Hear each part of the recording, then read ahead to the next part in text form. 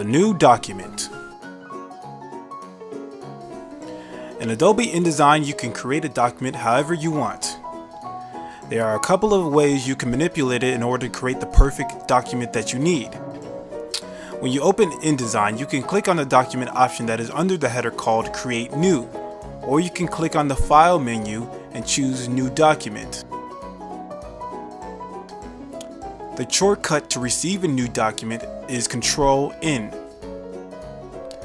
Now that you have the new document window up and running, there are a number of selections that you can choose to alter. For example, in the top section of the new document window, you see the options of presets.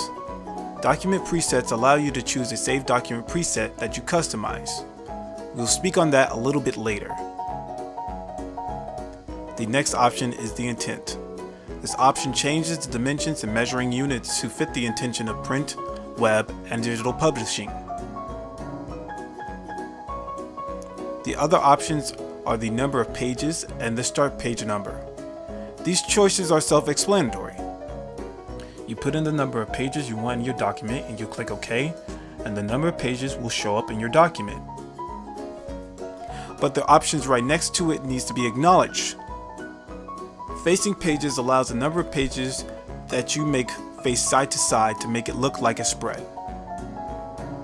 If you click on the primary text button, every page that you have in your document will automatically start off with the default text box inside of the page.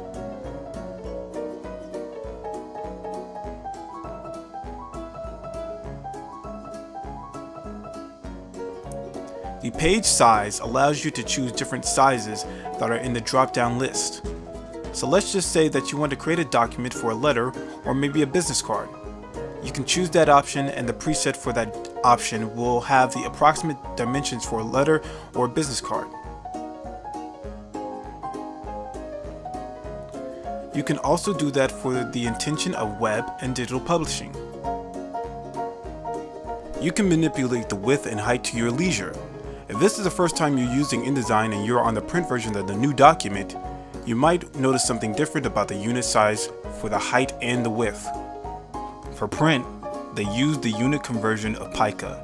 If you ever seen an example that has a number on the left, a P in the middle, and another number on the right, the left number is the amount of the picas there are. 1 pica equals 12 pixels, or 1/6 of an inch. The P in the middle means points, and the number on the right make up the points. 12 points equals a pica, so if you increment the points to 12, the pica would be increased by 1. In any case, if you still don't know the unit system of pica, you can always put in the actual pixels or inches into the height and width, and InDesign will convert it into picas. The orientation option will allow you to switch the lengthiest dimension into a vertical display or a horizontal display. The columns section allows you to put as many columns into your page size. In addition, you can control the amount of gutter you want inside the column. If you don't know what the gutter is, it is the amount of space between the columns. Now the margin area are the purple and pink lines inside the pages. You can increase or decrease the size to your choosing. In addition, you have the ability to only manipulate a certain margin if you turn off the link button. So as I put the margins by 8 and click OK, the margins are more centered to the page. The higher the margins, the more they're going to center into the page. Now, if you click on more options to the right of the window, it will reveal the bleed and slug section.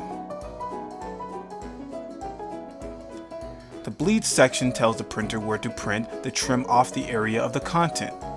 And the slug section is for content that is going to be shown when printed, but is not going to be shown in the final product. Now the final option that I didn't go over is the Save Preset.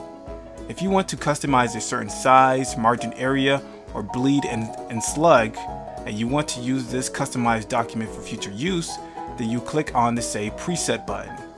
You can name the preset whatever you want and use it later.